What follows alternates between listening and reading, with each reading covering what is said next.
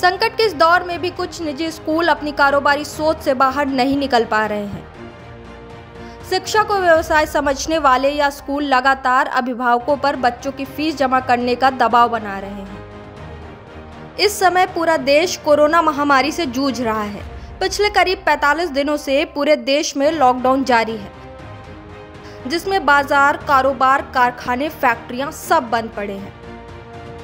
घरों में कैद लोगों के सामने सबसे बड़ी चुनौती अपने परिवार का पेट भरने की है, क्योंकि शहर में प्राइवेट नौकरी करने वाला हर व्यक्ति आर्थिक तंगी का सामना कर रहा है। आपको बता दें, अभिभावकों की जेबों पर डकैती डालने वाले शिक्षा माफियाओं के खिलाफ राष्ट्रीय अभिभावक मंच सामने आया है। लखनऊ महानगर भाजपा प्रकोष्ठ के संयोजक अभिषेक खरे व लखनऊ के प्रतिष्ठित सर्राफा कारोबारी राहुल गुप्ता ने मिलकर इस मंच की नींव रखी है।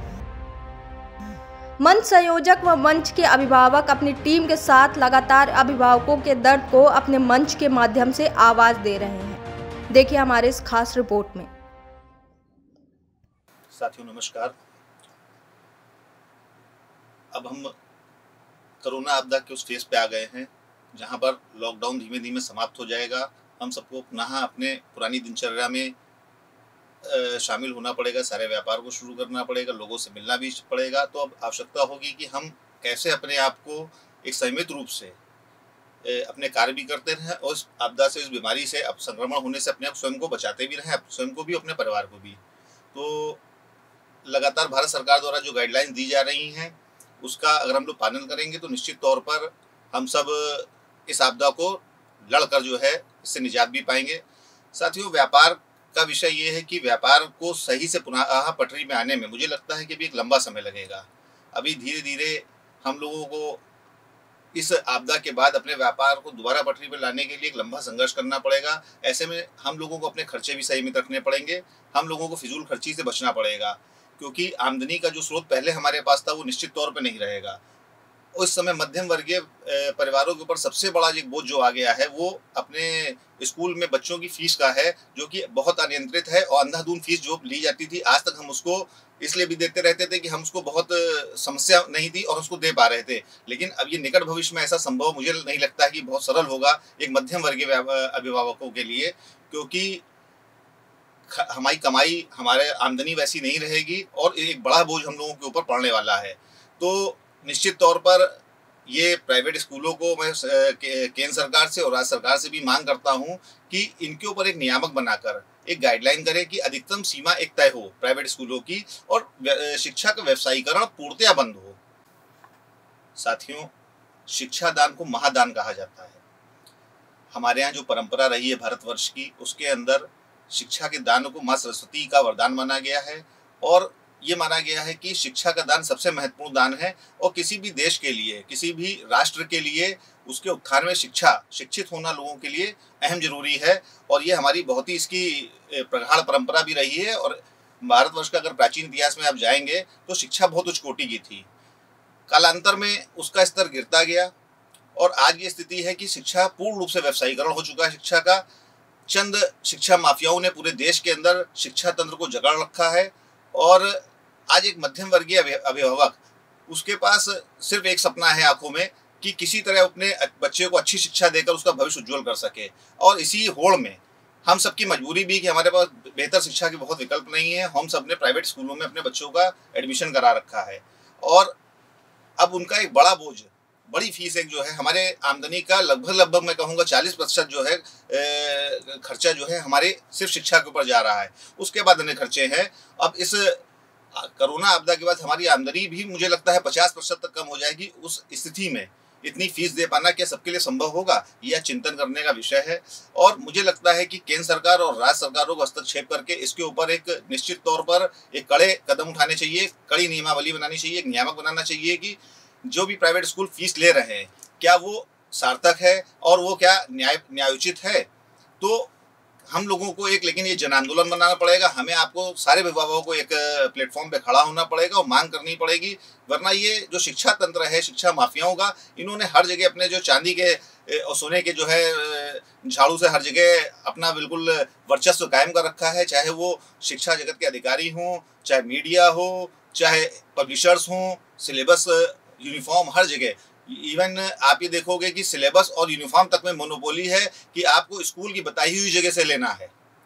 उन्होंने इसके ऊपर भी एक मोनोपोली निर्धारित कर दी है कि फलाना पब्लिशर की, जबकि केंद्र सरकार की गाइडलाइन है कि अब एनसीईआरटी की समान शिक्षा की सभी किताबें पूरे भारतवर्ष में सेम होनी चाहिए, मगर जिस किताब का मूल्य मात्र 40 रुपया होना चाहिए वो विभिन्न मोनोपोलाइज्ड करके जो है पब्लिशरों से 600 रुपये, 700 रुपये की बेची जा रही हैं। तो निश्चित तौर पे राष्ट्रीय अभिभावक मंच एक मांग उठा रहा है और मैं आप सबसे अपील करता हूं कि आप सब बड़ी संख्या में हम लोगों के साथ जुड़ें, हमारी इस लड़ाई को मजबूत करें, क्योंकि ये लड़ाई हम तभी जीत सकते हैं जब आप सभी अभिभावकों का साथ हम लोगों को मिले। धन्यवाद। जिस तरीके से स्कूल प्रशासन की तरफ से लोगों की शिकायतें आ रही होंगी कि फीस जमा करने को, तो अभी तक किस तरीके की शिकायतें आप तक पहुंची हैं और उस पर अभी तक आपने क्या समाधान किया है? वो लगातार व्हाट्सएप करके, लगातार मैसेज के जरिए फ़ीस की डिमांड कर रहे हैं और ऑनलाइन क्लासेस के नाम पर सिर्फ औपचारिकता हो रही है, जबकि उससे बच्चों का कोई भी फ़ायदा नहीं हो रहा है।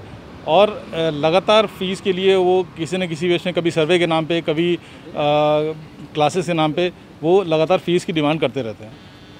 तो जिस तरीके से ऑनलाइन की पढ़ाई हो रही है, तो क्या उसको लेकर के भी परिजनों ने कुछ समस्या बताई है कि उनके बच्चे पढ़ पा रहे हैं, नहीं पढ़ पा रहे हैं? जब बच्चे को फेस टू फेस क्लास में समझ नहीं आता और पेरेंट्स को बाहर कोचिंग बच्चों को दिलवानी पड़ती है, उस कंडीशन में ऑनलाइन क्लासेस में 2%, 4% के अलावा बच्चों को बिल्कुल समझ नहीं आ रहा। तो इसमें अभिभावक भी परेशान हो रहे हैं और वो, क्योंकि स्कूलों को खुद कोई आइडिया नहीं है कि ऑनलाइन क्लासेस प्रॉपरली कैसे कंडक्ट की जाए। मैं एक अभिभावक के साथ शिक्षक भी हूँ, इसलिए मैं बता दूं कि ऑनलाइन क्लासेस का जो सिस्टम है वो अभी हमारे देश में उतना ज़्यादा सक्सेसफुल नहीं हो पाया है। अब ये कोरोना महामारी की वजह से हम लोग इसके सहारा ले रहे हैं ताकि बच्चों को नुकसान ना उठाना पड़े और बच्चों को, लेकिन अभी बच्चे भी मेंटली प्रिपेयर नहीं है और पेरेंट्स भी मेंटली प्रिपेयर नहीं है कि उनको ऑनलाइन क्लासेस के थ्रू समझ आ सके। अगर बात की जाए तो कुछ ऐसे भी आए होंगे जो अभी तक फीस नहीं जमा कर पाए हैं, तो क्या उनकी भी कुछ समस्या हल हुई है कि स्कूल की तरफ से कुछ दबाव बन रहा हो? नहीं, स्कूल की तरफ से दबाव बन रहा है लगातार फीस के लिए, लेकिन अभी उनके पास, क्योंकि 50 दिन हो गए, 50 दिन से कि बहुत से ऐसे पेरेंट्स हैं जिनके पास कोई काम नहीं है, जिनका 1 रुपये का इनकम नहीं हुआ है। ऐसी ही इस कोरोना महामारी में जब सरकार और सब पूरा विश्व परेशान है, तो स्कूल वाले नाहक दबाव डाल रहे हैं पेरेंट्स के ऊपर कि उनको फीस जमा की जाए। जैसे छात्रों की बात की जाए, जो ऑनलाइन परीक्षा पढ़ाई है, उसको लेकर उस संघ के भी में आप जुड़े हुए हैं, तो अभी तक क्या शिकायतें आपके पास आई, उसका क्या निस्तारण आपने निकाला है? शिकायतें अभिभावकों द्वारा ये आ रही है कि बच्चों की ऑनलाइन क्लासेस चालू की गई। ऑनलाइन क्लासेस में वो केवल व्हाट्सएप ग्रुप बना के केवल क्लासेस चलाई जा रही हैं।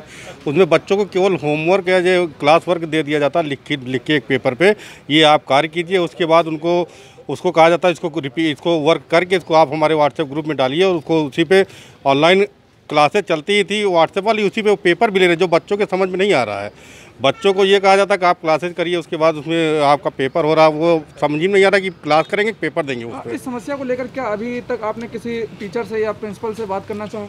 बात करने की कोशिश की गई, वो कहें कि ऑफिस खुलेगा तब आपसे बात होगी, लेकिन आपको फीस के लिए तो मैसेज कंटिन्यू सबके पास आ रहे हैं कि आप फीस जमा कीजिए। और अगर जो फीस नहीं जमा कर पा रहे उनके लिए क्या समस्या आई है? उसके लिए उनको कंटिन्यू प्रेशर किया जा रहा है, फ़ोन करके बताया जा रहा है कि आप फीस जमा कीजिए, नहीं तो आपका आगे का रिजल्ट कार्ड भी अभी नहीं दिया गया है।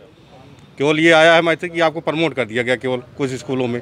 तो क्या इसकी समस्या को लेकर, अगर जिस तरीके से कॉलेज प्रशासन की बात करें, जो निजी स्कूल हैं वो अगर इस तरीके की मनमानी करें, तो इसको लेकर आप शिकायत कहाँ करेंगे या अभी तक कहाँ जा चुके हैं? अभी तक हम लोगों ने फेसबुक के माध्यम से डीएम के पेज पे हम लोगों ने इसको लिए कंप्लेन की है कि इस तरह की मतलब जो फीस के लिए मैसेज बनाया, जब केवल अगर स्कूल लेना भी चाह रहे हैं फीस तो केवल अपनी ट्यूशन फीस ले, जिससे गार्जियन के ऊपर बर्डन ना आए। उसको भी 3 इंस्टॉलमेंट में ले, जैसे वो 3-3 महीने की फीस मांग रहे हैं, 3 महीने की फीस ना मांग के उसको इंस्टॉलमेंट में लेने की कोशिश की जाए, जिससे गार्जियन के ऊपर भी बर्डन ना आए और केवल ट्यूशन फीस से उनका नुकसान भी नहीं होगा।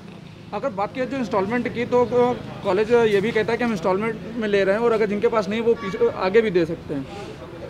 वो तो इस बात से इनकार कर रहा है कि हम एक साथ नहीं मांग रहे 3 महीने। नहीं, एक साथ नहीं मांग रहे, तो लेकिन गार्जियन के ऊपर गार्जियन ये चाह रहा है कि केवल उससे ट्यूशन फीस ली जाए, अदर चीज़ें जो आप इंक्लूड करके लेते हैं उसको उससे गार्जियन से न लिया जाए।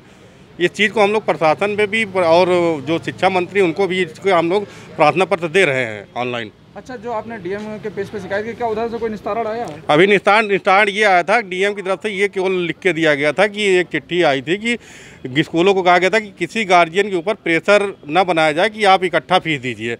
आप उसको अगर टाल सकते हैं तो जून तक टाल दीजिए, जुलाई से आप फीस लीजिए, वो भी मंथली लेना चाहे तो। नहीं, आपने पेज पर शिकायत की थी तो उधर से कुछ नहीं था? नहीं, उधर कोई सुझाव पे वही कुछ दिन बाद वही चिट्ठी आई थी, उसमें कोई सुझाव पे कोई वो नहीं आया था। कोई अभी सुझाव नहीं आया? नहीं। क्या लगता है कि प्रशासन की तरफ से केवल वादे किए जा रहे हैं, कुछ जमीनी हकीकत कुछ और है? प्रशासन केवल वादे कर रहा है, वादों के अलावा और कुछ नहीं कर रहा। केवल ज़्यादातर राजनीतिक पार्टियों के स्कूल हैं, इसीलिए उस पर भी वो लोग वादों पे और कुछ कर नहीं सकते हैं। इसीलिए दिक्कत आ रही गार्जियन के सामने, ये दिक्कत आ रही कि अपनी फरियाद लेके जाएँ तो जाए कहाँ। तो क्या लगता है सरकार ढुलमुल रवैया अपना रही है? सरकार बिल्कुल पूरी तरह से ढुलमुल रवैया अपना रही है, और सरकार यहाँ से भी और केंद्र की तरफ से भी ढुलमुल रवैया इस पे शिक्षा पे अपनाया जा रहा है।